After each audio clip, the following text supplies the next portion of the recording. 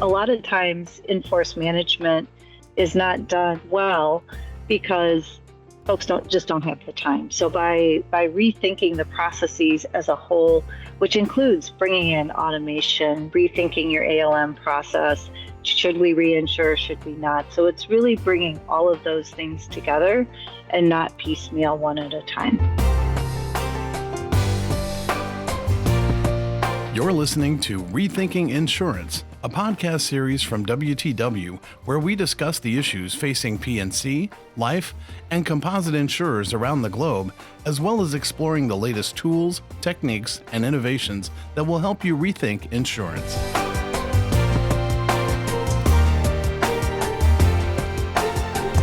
Hello, welcome to Rethinking Insurance. I'm your host, Mark Mennemeyer, and today we're talking about in-force management. This is a big topic, and consequently, we have one of the largest panels ever on the podcast. I'm very pleased to welcome Nik Godon, Mary Bahna-Nolan, Sam Keller, Nathan Hardiman. Thanks all of you for being here. I'd like to start by just asking you to briefly introduce yourself, give maybe the 30-second version of your background. Nik, if you want to go first. Sure. Nik Godon, I'm Senior Director. I've been with WTW for almost 3 years now. Prior to that, I was with a large insurance company for over 22 years, with the last 4 being Chief Actuary. And I focus a lot of my time on UL litigation support, but also life block analysis, embedded value, and all things life insurance.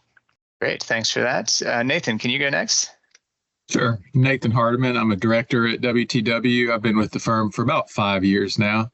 Prior to joining, I worked for direct writing companies for a little over 20 years. And my background is in a lot of different modeling applications, but particularly asset liability management, but also cash flow testing, reinsurance, and M&A deals. And since joining WTW, I've done a good bit of litigation work as well.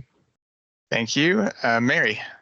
Hi, I'm Mary Bahna-Nolan. I am a senior director with WTW. I've been with WTW about 3 months, so I'm a newbie here, but not a newbie to in-force management and our topic at hand. I've spent a lot of time, or a lot of my career, I should say, both for direct writing companies, reinsurers, as well as with a Big Four audit firm.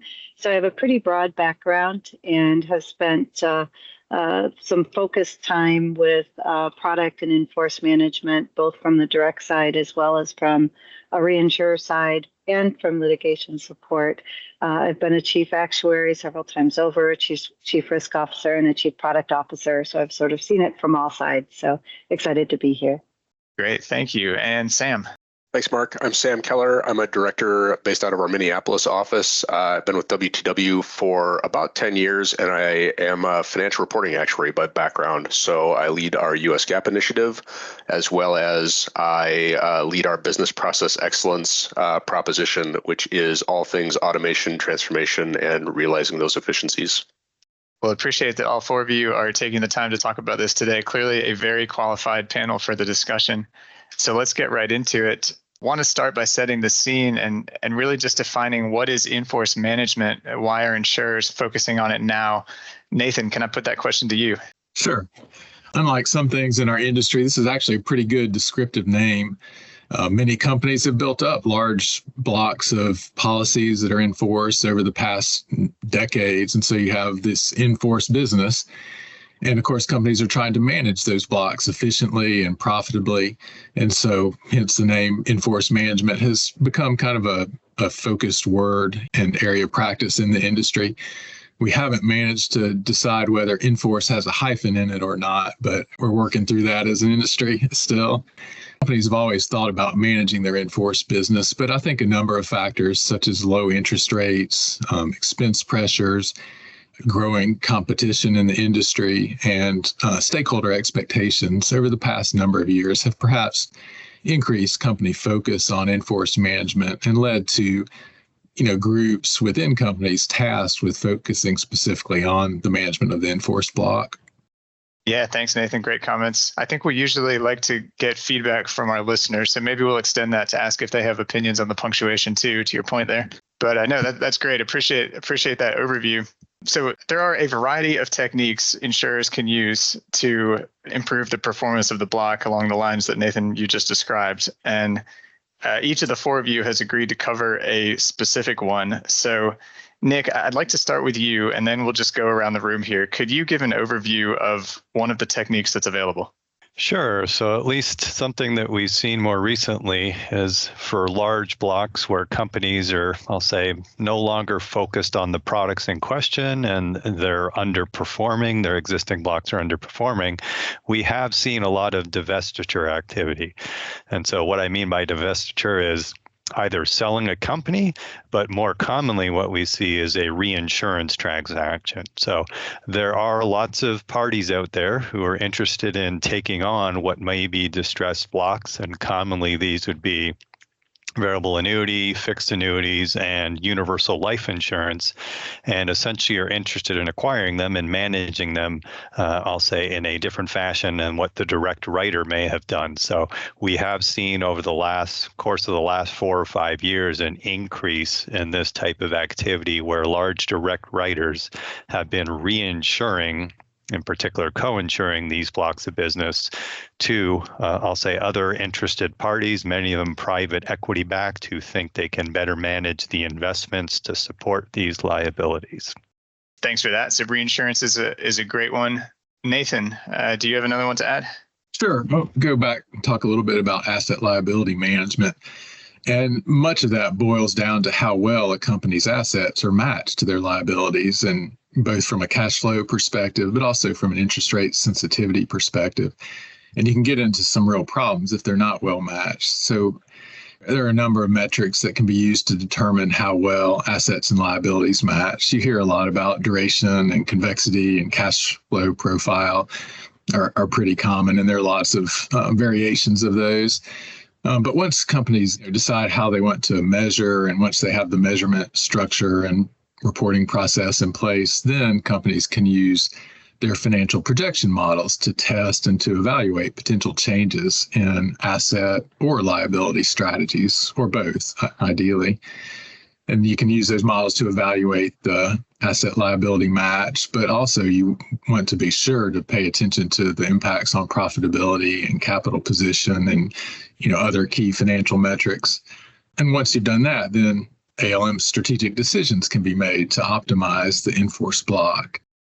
So once you have this whole asset liability management process in place, the cycle will repeat. You're never done with ALM, but rather it's an ongoing evaluation and decision-making process as the economic environment changes, as the experience emerges for policyholder behavior and things like that. So it's an ongoing cycle. Great. Thanks, Nathan. Sam, you hinted at automation in your intro. Do you want to expand on that in the context of in-force management?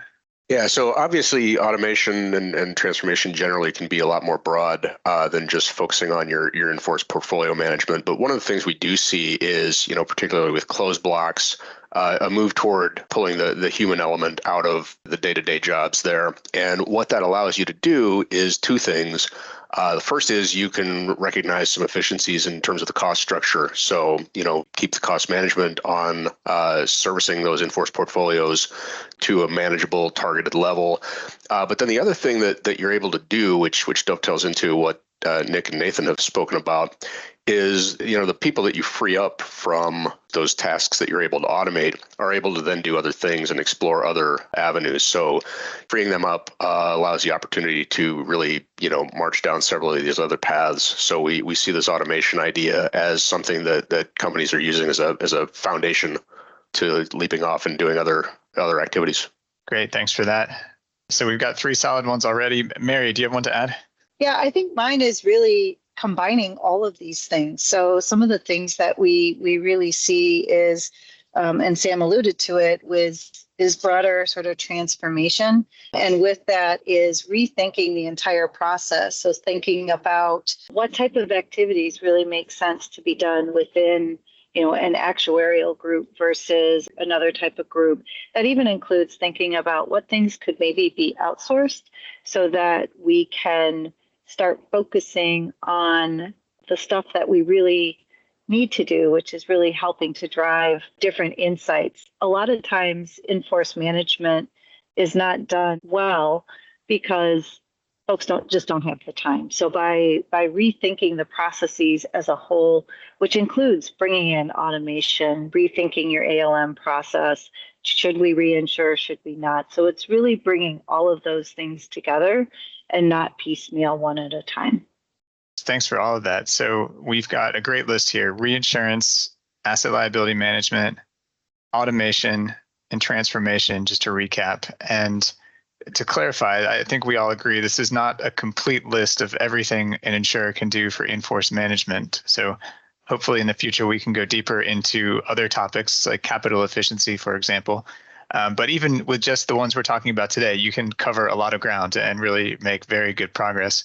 So I want to zoom in for a second on outsourcing and automation. And I'll make a claim, and Sam and Mary especially, I'm interested to know if you agree with me. So my perception is that some people hear this and they immediately think, oh, outsourcing, automation, that's going to translate to expense savings. And my view is that when done correctly, that probably will lead to expense savings, but it's not necessarily the only outcome or even the main outcome of why companies would pursue that. So I want to get your thoughts on that and see if you agree or disagree. Yeah, I guess I'll jump in. I completely agree with that. Transformation, expense savings usually will come, but sometimes with transformation, there is more spend before there is actually savings. And what transformation and where I've seen some companies really trying to go is, let's automate our data flows and let's automate system to system, communication, so that we can get almost like a proxy model and real-time insights into how our claims or policyholder behavior or the economic environment, how are they impacting our book as a whole? How do we think about, has it made any changes to how we think about our ALM or our capital and liquidity needs? And so really starting to bring all of that together, and I'll call it near real time. I don't think anyone's really at true real time yet, but bringing all those things together so that we can start really driving actionable insights and spending less time building the analytics and more time actually understanding what do the metrics and the analytics really mean, and do we need to take any action? And that's where I see the power. And sometimes to get to that point, there is some spend in technology or in data structuring and organization. But in the end, it leads to maybe not a huge savings, but probably very actionable, more real-time decisions that then can be used to help make the overall business more profitable. And I would agree with everything, Mark, you teed up, and Mary, everything you said beyond that as well. And just to double back on something you said, Mark, obviously a component of automation is going to be to reduce costs, but that's not even necessarily what people that are embarking on that journey think initially. So a couple of years ago, WTW did a global future of work survey and asked specifically that question: what are the desired outcomes from your transformation programs, your automation programs? And the number two answer was reduce costs. But the overwhelming majority, at a response rate of 3 times the reduced cost answers, was to augment human performance and productivity. So what we really see, and I mentioned this at the initial commentary, was that being able to automate these rote, keeping the lights on type of tasks allows your people to go out and do things like the more sophisticated ALM or the reinsurance programs, develop those techniques, implement those techniques, and then you can automate those as well going forward. So it really allows you to do a lot more than just what you were able to before because of all the people that were involved in really just keeping the buttons pushed and the cranks turned.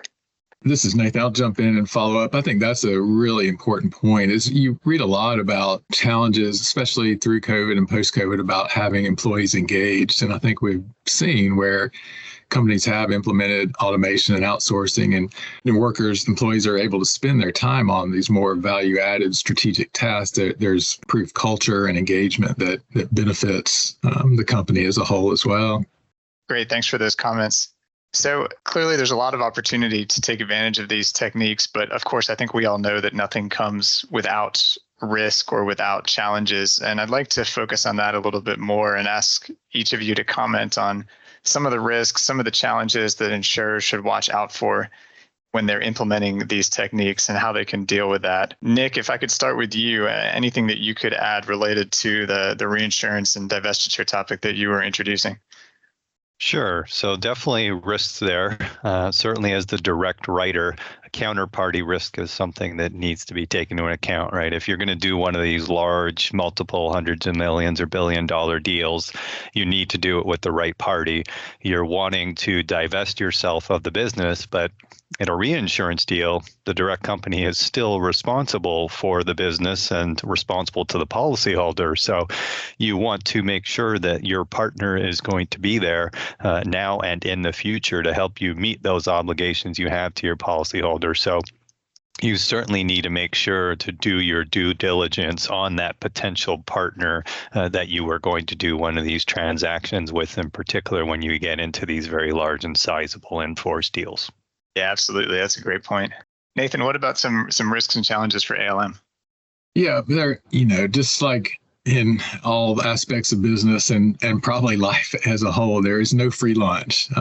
So you do need to be careful and be sure, you're thinking about things that can happen, unintended consequences and that kind of thing. So insurers need to be very cautious and careful when considering a wide range of asset and liability management options. So you want to be sure to do very thorough sensitivity analysis and make sure you understand how the risk reward profile of the company is being impacted by potential changes in asset strategy or pulling different levers within the liabilities that you have, and making sure that fits into management's outlook and strategy, and that everybody's comfortable with what all might come along with making these decisions.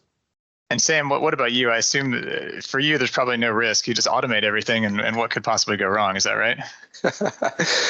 You'd like to think so.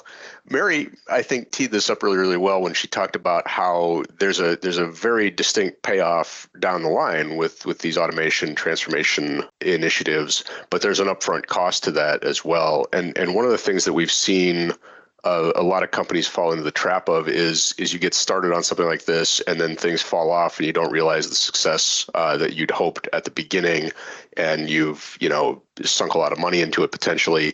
So one of the things that you've got to watch out for is how do you manage a project like that, and how do you get to the point where you're structuring incremental wins so that even if your priorities change, you need to move away from it, you get some tangible benefits from what you've done so far. And we've seen companies able to succeed with that by being really conscious of that fact that you want to keep momentum, you want to deliver incremental wins, and you want to keep the project moving forward. And in the event that things do have to go in another direction, that what you've done so far hasn't been throwaway work. And Mary, anything that you want to add to that? Yeah, maybe just a couple things, that I commonly hear, and especially around things like automation and some of the transformation or outsourcing is, well, this is how we train our junior actuaries, right? This is how we train our students. And so what else do we need to do? And that is something that we really do need to think through as we start to automate, is really changing how we think about our work and how we think about our role and how we think about how do we train our students coming up. And that is something that we do need to think through a little bit more. But I'd say it's a good problem for us to think through. And we need to start changing our ways of working as we think about transformation, as we think about automation, and how do we move from cranking the numbers to really being the storytellers and having that seat at the table to really help to say, here's what's happening, here's why, and here's what we should do about it. And I think that then maybe one of the biggest challenges for many that I have seen that have tried to embark on this is just that, once you get there, everyone loves it. But there's that period where you really need to think through, we need to do things differently. And so, I really challenge everyone to think a little bit bigger and think about, how do we rethink like what we do and the value that we add, and really helping to drive the decisions that we make around the books of business that we have. Those are great points. And I think that leads very naturally into the final question I wanted to ask, which is really just what should insurers do next? And how should they get started if they're sitting there and they're trying to improve the performance of their in-force block? What should they do? It's just an open question. Whoever wants to dive in first, it'd be great to hear some next steps that you can advise. I'll jump in first here. I think you really need to start with measurement, right? You need to identify if we're talking about underperforming blocks here and in-force management. You basically need to identify what is the source of what's causing this underperformance. And your preference is certainly to identify that early on. We've historically seen that a lot of blocks that are underperforming is because companies, I'll say in certain cases, weren't willing to admit that things were going in the wrong direction and let those problems continue to build. So we think you need to have reporting frameworks in place to allow that identification and to understand here's how these blocks and even at a granular level are performing and what is driving this potential underperformance. So we often suggest people, right, you already have your statutory reporting framework, you have your IFRS or GAAP. Those don't always necessarily provide you with the best information to understand how are products and blocks performing relative to my original expectations. So we do think embedded value and value of new business provide a lot of additional useful information on top of your normal financial reporting that we think more readily allows you to hopefully identify these problems and pinpoint them, and then basically as a team figure out what may be the best course of action to possibly right the ship or then to lead to the right analyses needed to get to the best decision to hopefully change that performance and or address the problem. So, and in particular, V&B, the best way to not have an in-force problem is not to create it with your new business. So measuring your value of new business and understanding if you're having issues like immediately and can you then quickly course correct on that new sales you're having is a key way to address and hopefully avoid having some of the problems we've seen in the past. Yeah, that's a very, very good point, especially that what you price for is not necessarily what you're actually selling and what you're realizing. So that's great advice. Yeah, I was a big fan of always saying premiums do not equate to profit, and I think that's something that probably will never change. Yeah, building, I think, on what Nik said, I agree with. You know, the measurement is key. Measuring at the right level of granularity is key, but also understanding, you know, in-force management involves a lot of people. You know, we don't have to do it alone. So, you know, you always hear the saying, it takes a village. I think it's really important as we start thinking about how can we better manage our books of business to really break down those silos and have that open communication and dialogue across the organization, being partners with the organization. And that includes your customer service folks, right? What are the things that they're hearing? What are they seeing? How do we start thinking about what we need to do to better manage this book of business overall? How do we manage and make sure that our customers and the policyholders understand their book of business? That's a different side of in-force management, but it all comes back to profitability and making sure that everyone's in it together, everyone understands what you're trying to achieve by it, and really having those communications. Because what's interesting is you find that there's a lot of different people that touch and impact the profitability of the business. And it isn't until you start bringing all that together that you really have a good handle on kind of what the right approach is and really what are you thinking about and what's the best course of action. I would echo what Nik and Mary have said and just add that you need to be thinking about how do you align your technology, so your automation programs, the tools around it, to facilitate the granularity of analysis that you need, to Nik's point. And then to Mary's point, how do you make sure that the right people are in those processes at the right places? So just emphatically echo what they said. And I'll just, I guess, quickly add to what Sam just said. We talked about granularity. Timeliness of information is key as well, right? You can't be waiting a year to do an embedded value as an example, or you can't be waiting a year to do value in a business. You should be doing it rapidly after each quarter to once again quickly identify if you do have some challenges that you need to address. And automation obviously becomes a key part of trying to get that timeliness.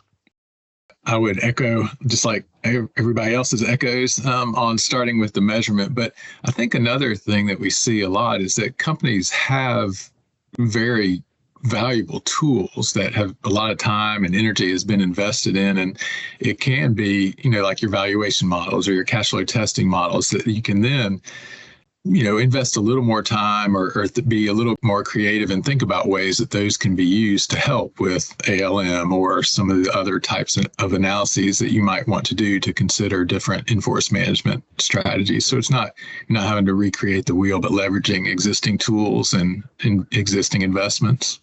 Thanks for those comments. And I'll add something too, that of course it might be the case that a company doesn't specifically know which one or two or three of the techniques we talked about today is really the best fit for them. I think I can safely speak for everybody here in saying that problem is very solvable, and it's a relatively painless exercise to do an initial type of baseline assessment and help map out what a strategy would look like. That is something that we've done with our clients and could definitely be extended to any number of unique situations.